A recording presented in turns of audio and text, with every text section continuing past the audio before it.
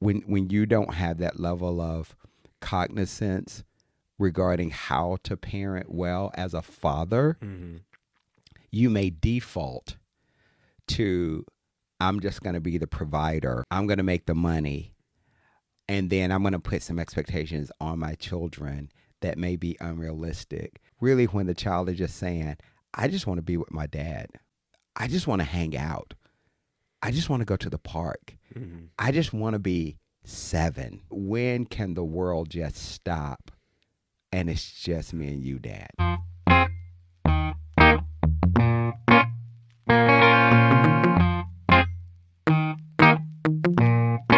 So let's go. Do you need to clap? Anything? Yes, sir. Yeah.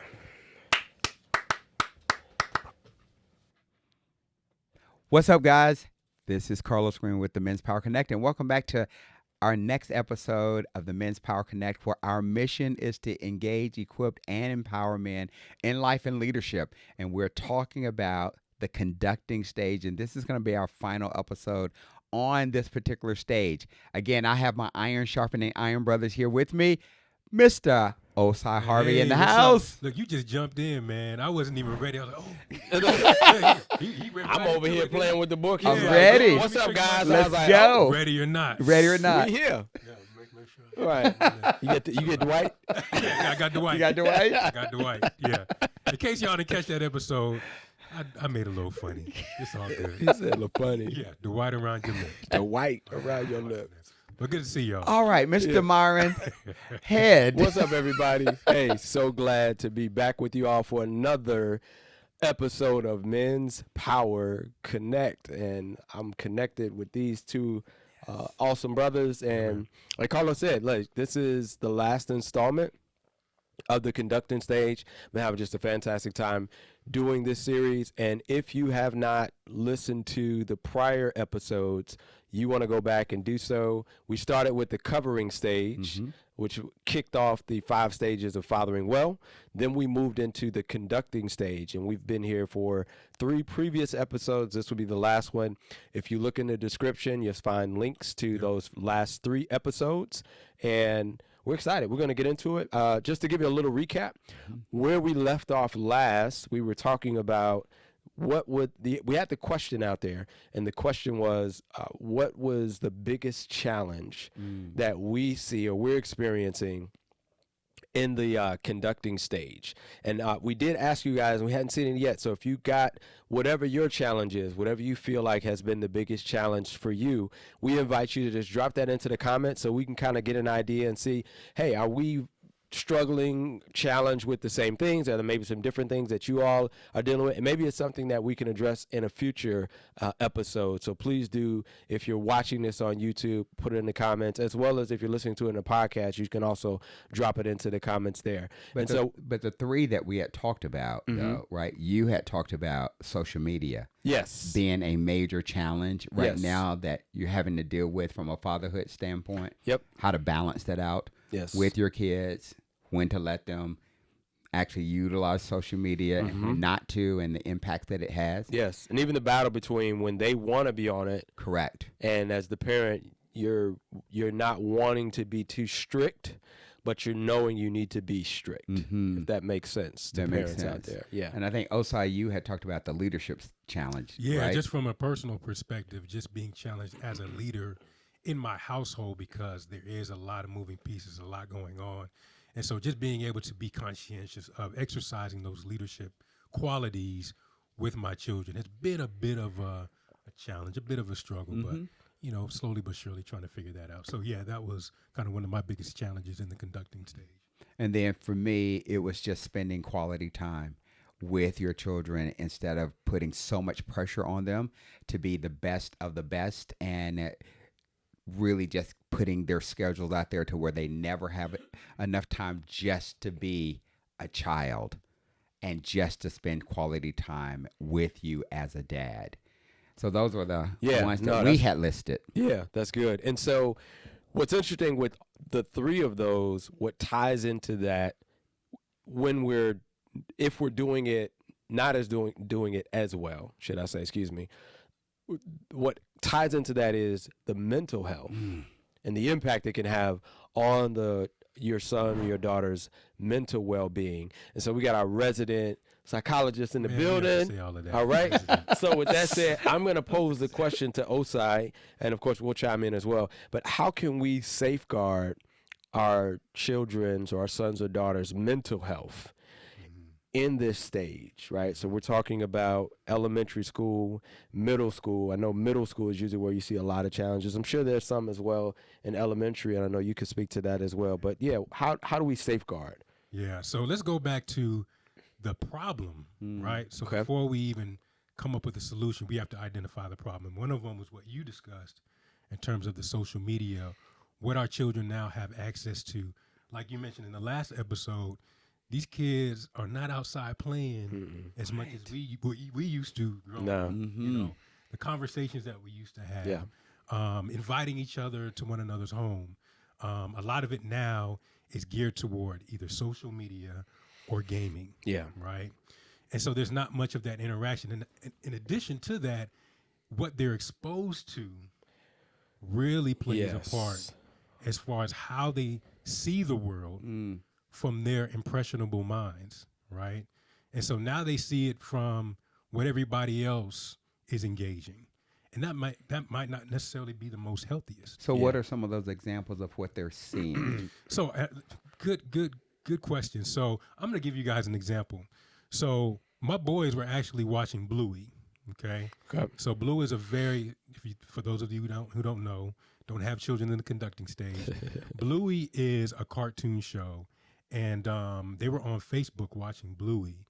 And you know how people just kind of post videos online relating to a particular show, but it's not necessarily that show, right? So there was someone that had a channel that had Bluey songs on it.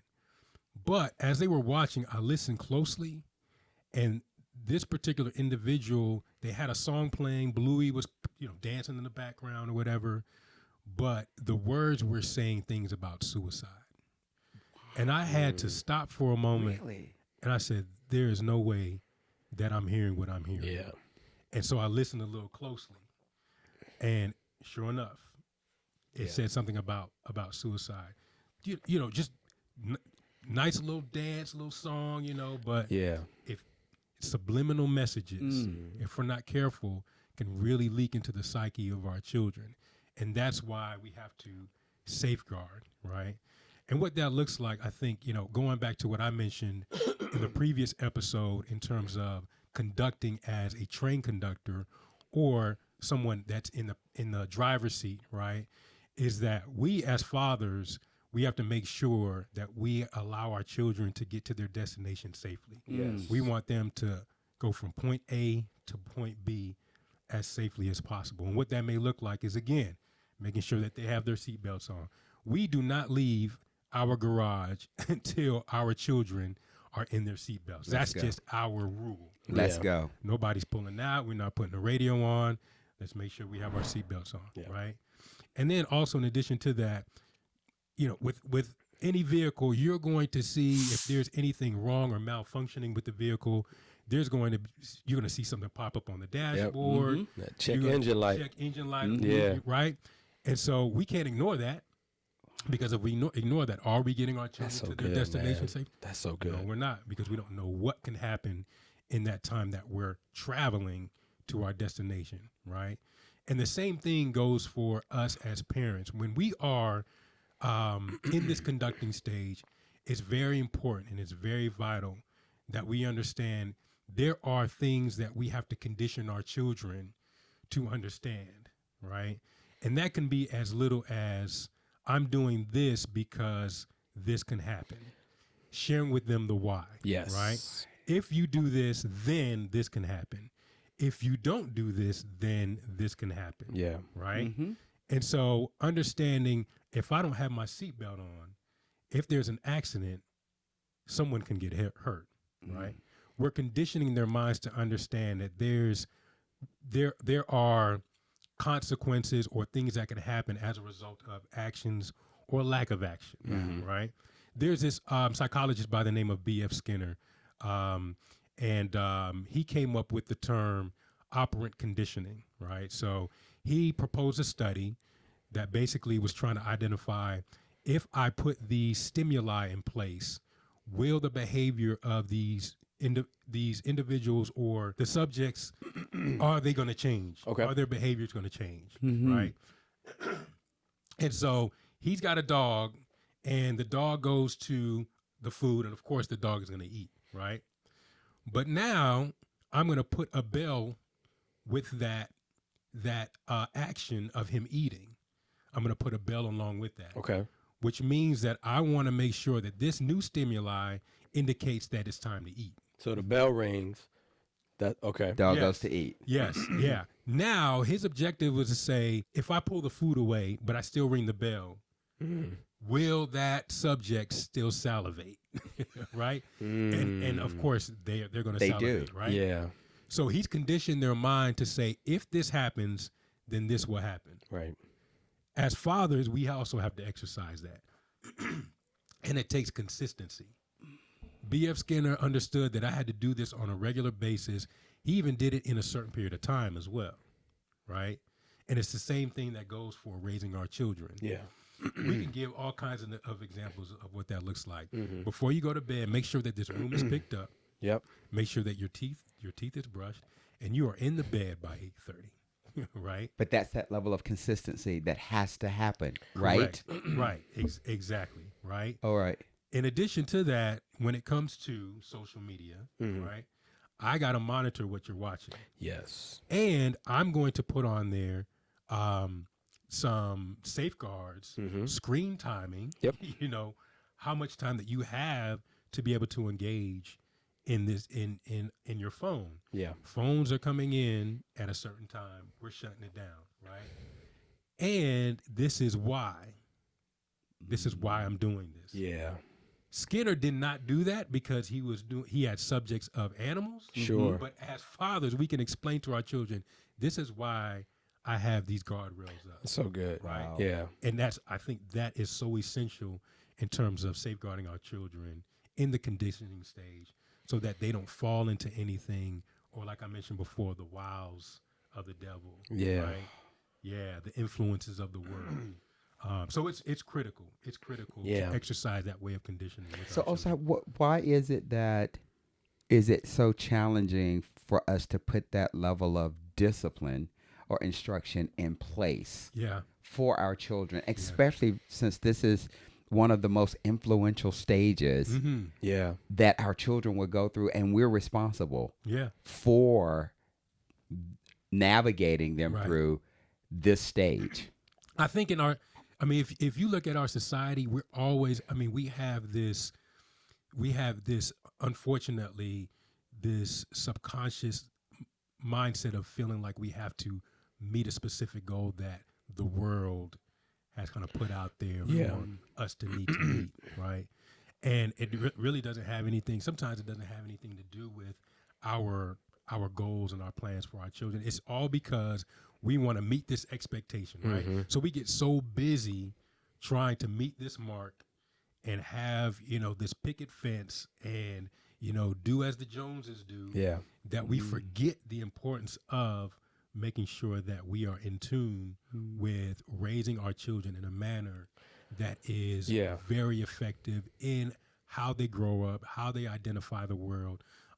We lose that because we're so busy. Yeah. We're so inundated with the things that we feel like we have to kind of meet the mark in, that we neglect what's important. Do you believe? I don't want to cut you off. Go ahead, Myron. No, I You're was going to ask gonna a say, question or It's make a kind of statement. this it's almost like an achievement culture Yes. that we live in. Mhm. And I think a part of, to your question, a part of the challenge that we experience and that we see, and we talked about this in the last episode, the parents are on the social media, That's right. and more, in a lot of cases, more than the The kids. screen consumption for parents. And so, and there's a book I read, I think it's called Into the Shallows, and it talks about what the internet is doing to our brains. And this guy, he goes really deep into this book, right? Talking about just the history of technology and how it's advanced. And so one of the things that is talked about in the book is how the use of the scrolling, and I've read this in other books as well, and it talks about how they literally, like a lot of these apps and social media and things like that, they model the same thing that Vegas did with like slot machines and different things like that. So, if you go to Vegas, if you're on a slot machine, you hit the button, certain things, there's lights, there's noises, there's music that plays. It's conditioning you. That's conditioning you to continue to pull the lever, right? It used to be the lever, you pull it, the slot thing, you hit rotate, and the 3, like that's back in the day. Now it's all animated and all of that. The point is, the same thing happened. So one of the games that they talked about in another book I read was Candy Crush. Oh, yes. So everybody's playing Candy Crush. Everybody played Candy Crush. So, right. I don't know how to play that. But okay. Yeah. So, and everybody was hooked on Candy Crush. Right. So Candy Crush had this music that played in the background that was another one of those subliminal things to kind of condition you to keep playing. Yeah, man. Right. Then you would have, when you get like a nice level or whatever, in the background that deep voice would say, "You crushed it," or something like that. All of these things are conditioning. So I'm trying to get back to the kids thing. So the point being there is, if for adults the conditioning is having that level of effect, right? Even the Netflix, right? What is Netflix and all the other streaming platforms? When the episode ends, what happens? You get the pop-up and it says, next episode, 5, 4, 3, 2. That's right. Let's go. This is the last episode. This is the last It's episode. 12:30. I And can then do this. 4 episodes later, this is the last episode, right? Man. So if it's doing that for adults, I think the difference between when we grew up, like you were talking about, and today, when we watch television at night, if you even had a TV in your room, at a certain time, TV went off. Star Spangled Banner or whatever played. Yeah. Then you get the static screen. That's right. So, and this is something that my wife and I love what you said, we've always been conscious of when we did give our kids phones. The phones do not go in the bedroom. Yeah. And they do not. Can you say that again? The phones do not go in the bedroom, and the phones do not go upstairs after a certain time, right? So if it's bedtime, there's a charging, you've been in the house, there's a charging station right there in the main area, and everybody's phone, well, their phones go on there. We should probably put ours on too, but their phones go down there, and that's it for the night. And the reason being is because, and we've all been young before, right? When cable TV came out, I'm going to tell on myself a little bit, but we used to try and see what all we could watch. Exactly. Yeah, And we'd be watching the screens, jumping, and, the cable movies or whatever, but that was the most we could do. They have the full access to the internet on their phones. So do you believe then that the times that we're living in at this point, Yes. there's such an overstimulation of information Yes. that it is even more imperative for fathers now to really monitor the exposure that their Yes. children are receiving? We have to be a lot more intentional. Yeah. With safeguarding. Yes. Yeah. We can't just give these children a phone. When I tell you that 2x4 apparatus has so much danger, And so much power and influence. Oh my goodness. And you think either side, either way. Yeah. Right. I'm saying, you think about it, the a 9, 10, 8, 11, whatever, 12-year-old mind is not built or equipped to handle all of the information that comes across in those screens. That's why growing up, there's always been, you go to a movie theater, PG, PG-13, rated R, NC-17 or whatever, the M for mature. There were always these different levels. And what does it say? PG-13, parental guidance is required because there's just certain content. They know this, the media knows this. There's certain content that is not suitable for children of a certain age because they cannot process that the same way that an adult can. They can't watch somebody get shot in a movie and process that that's an actor. He's going to be on Jimmy Kimmel on Saturday and he's going to promote the movie he's getting shot in or he shot somebody in. Kids can't make that distinction. So for them, them, they just see, oh, he shot that person and everybody applauded, or it was okay. He didn't actually have any consequence. So these are things that we really have to be mindful of, because all of this, again, ties into their mental well-being. That's right. Yeah. Yeah, and if we're not careful, when they are exposed to those things, it can develop a bit of trauma, or it can I was going to ask about a that. level of trauma Wow. that they really don't know is trauma. Yeah. They just know that it didn't feel good, or that was unusual. I don't know how to necessarily conceive that. Like I don't know how to conceptualize what this means. Yeah. Right. And it unfortunately it grows up with them. Right.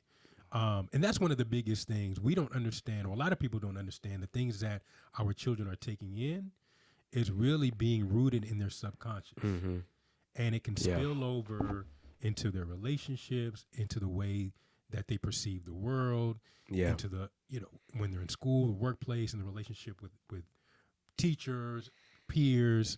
It can be triggering to see these things. And then when you grow older, it sparks something. Yeah. It's like, I know that came from somewhere. I just don't know what that means, and I don't know how to deal with it. Right? And I see that all the time. So then, Osei, what are some of the best practices that fathers can do to just make sure that they are monitoring this level of information that their children are getting, and that they are recognizing the signs when it could be mild trauma because they're not responding, or they're reacting and in a manner that's not appropriate. So I feel like, and this is just from years of experience working with families and fathers, I feel like the best results come from fathers that actually sit down with their children, have the conversation, and are transparent. Like that. Okay. When they are willing to become vulnerable and kind of open up to their children, just as far as maybe some of the things that they experienced that now in hindsight, they were like, that's not good for me. This is the reason why, right? And I think a lot of children would be able to relate to that and say, wow, like my dad experienced that. He's telling me that it's not good. So I'm going to take heed to his word. Yeah. Right. I'm going to listen to what he's saying, and I'm going to make sure that I don't, if there's anything that I feel like is weird or unusual, that I can go to him and tell him, because I think a lot of the times, and not all fathers, but I think parents in general, we do want to kind of paint this perfect picture of ourselves. We want our children to see us as well put together, no blemishes. You know what I mean? Yeah. But unfortunately, that can be unhealthy. So it is healthy to be able to be transparent, talk about some things that may be a little sensitive. Yeah. But also tell our children, or share with our children why it is that we're letting them know that this is not good. This is not good for you. Yeah. These are the things that you don't need to be taken in at this age. This is how it can psychologically affect you. These are the whys, right? And as they absorb those whys, they know that if there's anything they come across that does seem a little, then they're not going to entertain it. They're not going to, but they're going to have their safeguards up, right? Because daddy talked to me about this. Right. Daddy had this conversation with me. So I think that's important for fathers to actually have those conversations. And in those conversations, explain the why, and also be in a position of vulnerability and transparency. Yeah. Hey, fellas, we hope this episode helped you to understand the psychological outlook on the conducting stage. Next week, Carlos will tie things up with providing his input on the value of spending quality time with our children in the conducting stage. Also, the fellas will share some helpful books and resources for our viewers and listeners. Hey, don't forget to subscribe to our YouTube channel and follow us on all audio and social media platforms. And of course, always don't forget to go out and encourage another brother.